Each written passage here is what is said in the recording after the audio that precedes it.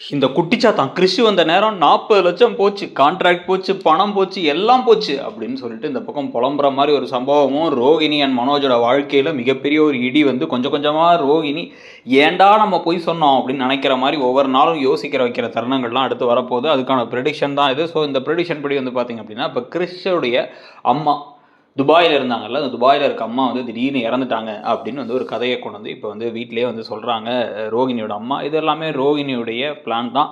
இந்த பிளான ஐடியா குடுத்தது யாருன்னு வந்து பார்த்தா மீனா தான். அந்த கேரக்டரே முடிச்சிடலாமே அப்படின்னு இப்போ வந்து ரோகிணிக்கு ஐடியா குடுக்க ஆரம்பிச்சிடுறாங்க.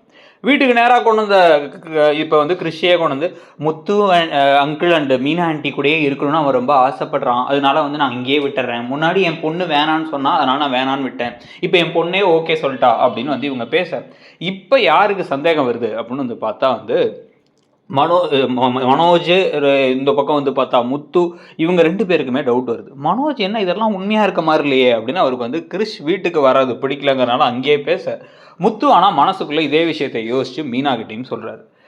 கிறிஷுடைய பாட்டி சொல்கிறது இவங்க நடந்துக்கிறது அதே மாதிரி இந்த ஃபாரின்லேயே இறந்துட்டாங்கங்கிறது இந்த கதையெல்லாம் வந்து நம்புறபடியே இல்லை. இதே மாதிரி தான் ஒரு தடவை வந்து இந்த பார்லர் அம்மா ஒரு பொய் சொன்னிச்சுல்ல மீனா, நம்ம வந்து அவங்க அப்பா இறந்துட்டாரு, அவங்க அப்பா யார் அவர் வந்து வந்தே தீரணும்னு அவர் இறந்துட்டாரு, துபாயிலே வந்து முதல்ல அவரை அரெஸ்ட் பண்ணி வச்சுருக்காங்க ஜெயிலில் போய் பார்க்கலான்னும் போது அவர் இறந்துட்டாருன்னு ஒரு கதையை விட்டு ஒரு ஃபோட்டோ வேற எடுத்து வந்து வச்சுச்சு. இப்போ என்னென்னா இதே மாதிரி இவங்களும் சொல்கிறாங்க. எனக்கு எல்லாமே ஒரு மாதிரி சந்தேகமாக இருக்குது, இதெல்லாம் நம்புற மாதிரியே தோணலைங்கும் போது இப்போ யார் பயப்படுறாங்கன்னா மீனா தான் பயப்படுறாங்க. மீனா வந்து இப்போதைக்கு ரோகிணியை காப்பாற்றுறாங்களாம். அதனால வந்து ஏங்க என்னங்க இப்படிலாம் யோசிக்கிறீங்க, அந்த மாதிரிலாம் எதுவும் கிடையாதுங்க. அவள் பாவம் நீங்கள் கிறிஷுக்கே வந்து இப்போ அம்மா இல்லாமல் அவன் கஷ்டப்படுறான், இதில் போய் நினைக்கிறீங்க. அப்போ ஏதோ வந்து ரோகிணி பொய் சொன்னாங்க சரி, இப்போ இந்த கிறிஷோட பாட்டி பொய் சொல்லணும்னு என்னங்க அவசியம்? அவங்களே பாவம் அவங்க ஒத்த பொண்ணை இழந்து கஷ்டத்தில் இருக்காங்க, அவங்களால அதை தாங்கிக்க முடியாமல் காசிக்கு போகிறேன்னு போகிறாங்க அப்படின்லாம் வசனம் பேச முத்துவுக்கு இன்னும் மனசு ஒரு பக்கம் குடைச்சலாகவே இருக்குது. ஆனால் இதை சொல்லிவிட்டு ரோகிணி கிட்டக்கு வந்து மீனா என்ன சொல்கிறாங்கன்னா, முத்துவுக்கு டவுட் வந்துருச்சு, என் புருஷனுக்கு டவுட் வந்துருச்சு, அவர் வந்து எப்போ வேணாலும் இதை தோண்டி துருவ ஆரம்பிப்பார், எங்கே இருந்தாலும் ஈஸியாக கண்டுபிடிச்சிடலாம், இப்படி ஒரு கேரக்டரே இல்லை அப்படின்ட்டு. எப்படி வந்து இதுக்கு முன்னாடி வந்து உங்கள் கசாப்பு கடை மலேசியா மாமா மாட்டினாரோ அதே மாதிரி இந்த விஷயத்தில் நீ மட்டும் என் புருஷன்ட்ட மாட்டினா நானும் காலி நீயும் காலி. ஏன்னா வந்து என் புருஷன் என்னையும் தான் கேள்வி கேட்பார். நான் இப்போ வந்து இதில் ரொம்ப ஆழமாக இறங்கிட்டேன், உனக்கு ஹெல்ப்பெல்லாம் பண்ணிக்கிட்டு இருக்கேன்.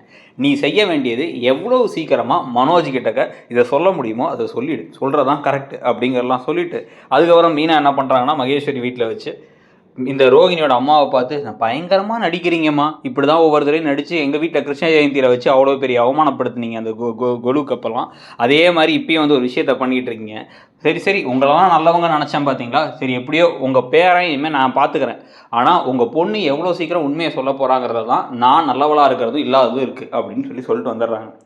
உடனே இப்போ ரோகிணியோட அம்மா ரோகிணி கிட்டக்க இதெல்லாம் வந்து ரொம்ப தப்பாக தெரியுது, எப்போ வேணாலும் மீனா உண்மையை சொன்னாலும் சொல்லிவிடும், நீ அதுக்கு முன்னாடி நீயே உண்மையை சொல்லிவிடு, யாராச்சும் இதை போட்டு கொடுத்து தெரிய வந்துச்சு இல்லை வந்து முத்துவுக்கு தெரிய வந்துச்சுன்னா கண்டிப்பாக உன்னை வீட்டை விட்டு துரத்திடுவாங்க அந்த அம்மா, எனக்கு தெரியுது அப்படின்னு சொல்ல இந்த சமயத்தை தான் வந்து ஒரு பயங்கரமான பிளானை இப்போ ரோகிணி போடுறாங்க. என்ன அப்படின்னா வந்து இந்த மீனாவுக்கு இதுக்கு முன்னாடி இப்படி தான் அவங்க அம்மாவோட கடையை காலி பண்ணது எதுக்காகனா நம்ம பக்கம் அவள் வர ஆரம்பிக்கிறா, நம்மளை நோண்ட ஆரம்பிக்கிறான்னு தான். இப்போ மீனாவுக்கு வேற ஒரு பிரச்சனையை கொடுத்தா மட்டும்தான் மீனா நம்மளை பற்றி வந்து யோசிக்கிறத விடுவா. அவளுக்கு இப்போ அந்த பூ கட்டுற கான்ட்ராக்ட் 5 லட்ச ரூபாய்க்கு வந்து இப்போ கிடச்சிருக்கு, வருஷத்துக்கு 5 லட்ச ரூபா வர மாதிரி, எதுவும் 20 லட்சம் கிட்டத்தட்ட வரும் அப்படிங்கிற மாதிரிலாம் வந்து பேசினாங்க. அந்த கான்ட்ராக்டை எப்படியாச்சும் இல்லாமல் ஆக்கணும், அதை மட்டும் பண்ணிட்டோம் அப்படின்னா மீனாவுக்கு வந்து ஒரு மாதிரி அந்த விஷயத்தில் ஓடி நம்ம அதுக்காக நிறைய ஆளெல்லாம் இப்போ எடுத்து இப்போவே வந்து இப்போ அதுக்கு அட்வான்ஸ் எல்லாம் வாங்கிட்டு இருக்கா, அதை மொத்தமாக கெடுத்து விட்டணும்னு அவங்க முடிவு பண்ணிட்டு என்ன பண்ணுறாங்க அப்படின்னா வந்து அந்த மேடமை பார்க்க போகிறாங்க. அந்த மேடமை பார்க்க போயிட்டு அதுவும் வந்து மனோஜ் இல்லாத போது முதல்ல தனியாக போகிறாங்க. தனியாக போயிட்டு இல்லை நீங்கள் இந்த மீனாவுக்கு கொடுக்குறீங்க கான்ட்ராக்டை, எனக்கும் வந்து ஓகே, ஆனால் வந்து மீனா அவ்வளோ நல்லாலாம் வந்து பூ கட்டுற பிஸ்னஸ் எல்லாம் ஒழுங்காக பண்ணுறதில்ல, அவங்களுக்கு இப்போ ரீசெண்டாக கூட ஒரு மென்டல் பிரேக் டவுன் ஆச்சு, அவங்க மனநலம் பாதிக்கப்பட்ட மாதிரி எங்கள் ஏரியாவில் எங்கள் வீட்டிலையே இருந்தாங்க, வீட்டை விட்டு வேற போயிட்டாங்க. ஏன் சொல்கிறேன்னா நாங்கள் இப்போ அப்ளையன்ஸ் கொடுக்குற அப்பார்ட்மெண்ட், நீங்கள் எனக்கு இவ்வளோ பெரிய ஆப்பர்ச்சுனிட்டி கொடுத்தவங்க, உங்கள்கிட்ட உண்மையை சொல்லணும்ல, அதனால் நீங்கள் பார்த்து ஒரு முடிவெடுங்க அப்படின்னு சொல்லிட்டு போக இப்போ இவங்களுக்கு ஒரு மாதிரி குழப்பமாயிடுச்சு. இதுவும் ஒன்றா என்ன பண்ணுறாங்க, தன்னோட ஃப்ரெண்டு பாரதிக்கு கால் பண்ணி கேட்க அவங்க அந்த மாதிரிலாம் இருக்க வாய்ப்பு இல்லையே அப்படின்னு இந்த விஷயத்தை ஸ்ருதி கிட்ட கேட்குறாங்க. மீனாவுக்கு எதுவும் மென்டல் பிரேக் டவுன்லாம் ஆகி ஏதோ ரொம்ப பாதிக்கப்பட்டிருந்தாங்க, அதனால் அவங்களால அந்த பிஸ்னஸை பண்ண முடியாதுன்னு அந்த ரோகிணி சொல்லியிருக்காங்க அப்படின்ட்டு. உடனே அவங்க கடுப்பாகி அதெல்லாம் கிடையாது, ரோகிணி தான் வந்து ஒரு மாதிரி விசித்திரமாக சுற்றிட்டு இருக்காங்க. மீனாவுக்கும் அவங்க ஹஸ்பண்ட் கூட சின்ன பிரச்சனை இருந்துச்சு, அது சரியாயிடுச்சு. இதை வந்து ஏன் அவங்க அப்படி சொன்னாங்கன்னு தெரியல. நான் முதல்ல வந்து மீனா கிட்ட சொன்னேன், இவங்களுக்கு கான்ட்ராக்ட் கொடுக்கறத பற்றிலாம் சொல்லாதீங்க, அவங்க அவ்வளோ நல்லவங்க இல்லைன்னு. அவங்க பார்த்தா இந்த ஆர்டருக்கு கிடைக்கிறதுக்கு காரணமான மீனாவையே அதெல்லாம் இந்த உங்கள்கிட்ட வந்து போட்டு கொடுத்துருக்காங்க. இப்போ வரைக்கும் எங்கள் குடும்பத்தில் மீனா தான் இந்த ஆர்டருக்கு ஹெல்ப் பண்ணாங்கிறத ரோகிணி சொல்லவே இல்லை. இதெல்லாம் வந்து ரோகிணிக்கு நல்ல பேர் கிடைச்சிருச்சு, ஆனால் மீனாவுக்கு என்ன கெட்ட பேர் தான் அப்படிங்கிறதெல்லாம் சொல்ல இந்த விஷயத்தில் அவங்க ஷாக் ஆகி ஒரு முடிவு பண்ணிடுறாங்க. முடிவு பண்ணி இப்போ என்ன பண்ணுறாங்க அப்படின்னா வந்து மீனாவையும் ரோகிணியும் ஒரே நாளில் கான்ட்ராக்டில் அடுத்த வந்து ஒரு சின்ன சைன் பண்ண வேண்டியது இருக்குது, வந்துருங்க அப்படின்னு கூப்பிட மனோஜும் உடனே ஜாலியாக கிளம்பி வராரு. கிளம்பி வரும்பொழுது வந்து ஏண்டா நீங்கள் அந்த இதுதாடா போகிறீங்க, எனக்கு ஒரு சவாரி இருக்குடா, மீனாவை நீங்களே கூட கூப்பிட்டு போயிடுங்களேன் அப்படின்னா மனோஜ் அதெல்லாம் முடியாது, அதெல்லாம் வந்தால் நல்லா இருக்காது, பூ கட்டுற பிஸ்னஸும் அப்ளையன்ஸ் பிஸ்னஸும் ஒன்றா போனால் நல்லா இருக்குமா, ஒரு ரூபா 2 ரூபா எங்கே இருக்குது, 40 லட்ச ரூபா எங்கே இருக்குது அப்படின்னு வந்து பேச உடனே கடுப்பாயிட்டார் முத்து. உனக்கு என்ன இப்போ மீனா, நான் உன்னை ட்ராப் பண்ணுறேன் மீனா அப்படின்னா அதெல்லாம் எதுவும் வேணாங்க, நீங்கள் உங்கள் சவாரியை பாருங்கள், நான் என் பைக் எடுத்து போகிறேன்ட்டு மீனா வந்து அப்படியே ரோகிணி ஒரு முறைக்கிறாங்க. ரோகிணி உடனே வந்து இல்லை மீனா, நீங்கள் வேணால் எங்க கூட வாங்கலை அப்படின்னா ஒன்றும் தேவையில்லை அப்படின்னா அவங்க தனியாக பைக்கில் வராங்க. அங்கே வந்ததுக்கப்புறம் தான் வந்து பார்த்தீங்க அப்படின்னா ரோகிணி அந்த மீனாவுக்கு கான்ட்ராக்டை கேன்சல் பண்ணி விட்டுருவாங்க. மீனா இப்போ அந்த கவலையிலே உட்காந்துருப்பா. அதுக்கு முன்னாடியே வந்து ஏற்கனவே பூ கட்டுறவங்கலாம் ஒரு 10-15 பேர் ஆளை பிடிச்சி அவங்களுக்குலாம் வேற வந்து வேலை வாய்ப்புலாம் கொடுக்குறோம்லாம் சொல்லி வச்சுருந்தா. இப்போ அதெல்லாம் இல்லாமல் போயிட்டா. அந்த கவலையிலே இப்போ என்ன பண்ணுறது, அது கொஞ்சம் பணத்தை வேற இன்வெஸ்ட் பண்ணிட்டா, அந்த பணத்தெல்லாம் வந்து இப்போ என்ன பண்ணுறதுன்னு யோசிச்சுட்டு இருப்பா அப்படின்னு அவங்க நினச்சிட்டே அங்கே வந்த உடனே சாரிம்மா உங்களுக்கு கான்ட்ராக்ட் கிடையாது அப்படின்னு வந்து அந்த பிஏ வந்து நிற்கிறாரு.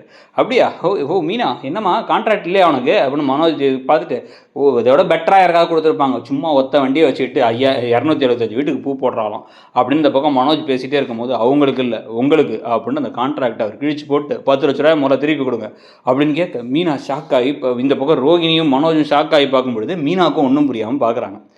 உங்களுக்கு இந்த ஆர்டர் கிடைக்கிறதுக்கு காரணமே இந்த மீனா தான், அவங்கள பற்றியே தப்பாக பேசி அவங்களுக்கு ஆர்டர் கிடைக்க வேணாம்னு சொன்னீங்களாமே நீங்கள், அதனால தான் அப்படின்னு வந்து சொன்ன உடனே அப்படியே முகமெல்லாம் வெளிரி போயிடுது ரோகிணிக்கு. அவங்க ஷாக் ஆகி பார்க்க மனோஜும் அதிர்ச்சி ஆகி பார்க்குறாரு.